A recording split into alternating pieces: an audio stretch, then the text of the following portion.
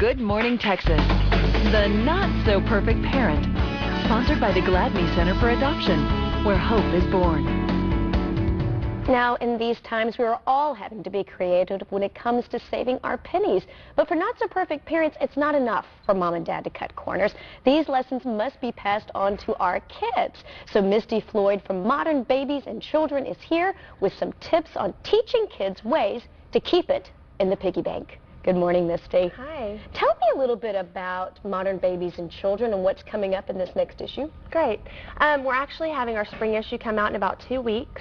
We'll be discussing money savings for families, how to invest your money, spend it, save it, and some tips and tools for the parents online as well. That's great because it's, I think all my life, talking about money, particularly with my parents, was a bit of a taboo subject. It's not something that was easily discussed.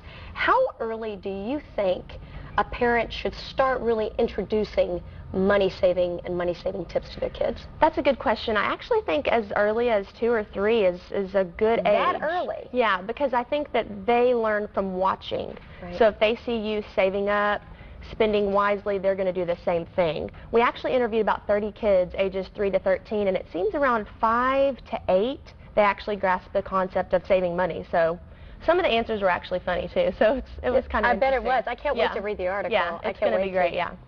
Well, I know that there's a lot of tools, and you brought some of these tools because one of the best ways that you can introduce concepts to kids has to do with actual tangible things that they can see, that they can touch, that they can visualize. Tell me a little bit about these different options for parents. Okay. The Cash Bash is a great game for older kids, about 6 and up.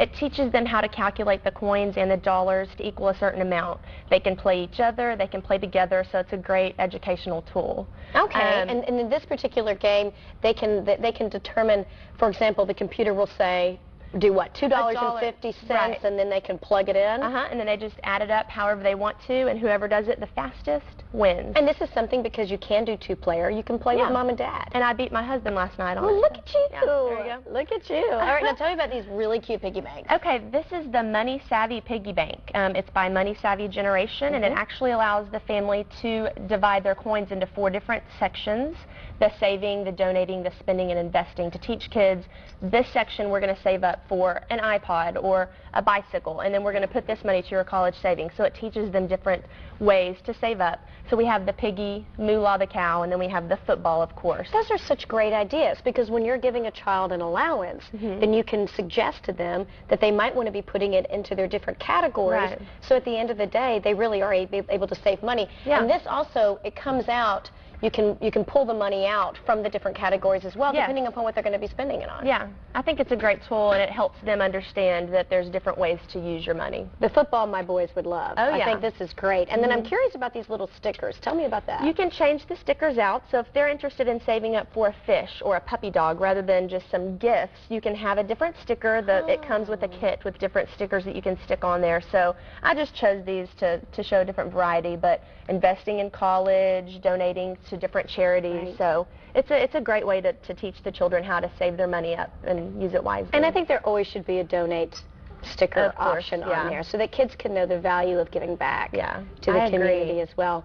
Well, in these times, families are really having a hard time figuring out what kinds of activities that we can do that we can still be together that's not going to cost $1 million, because even going to the movie theater is really expensive. What do you suggest for families to kind of get into the savings game with making it fun at the same time?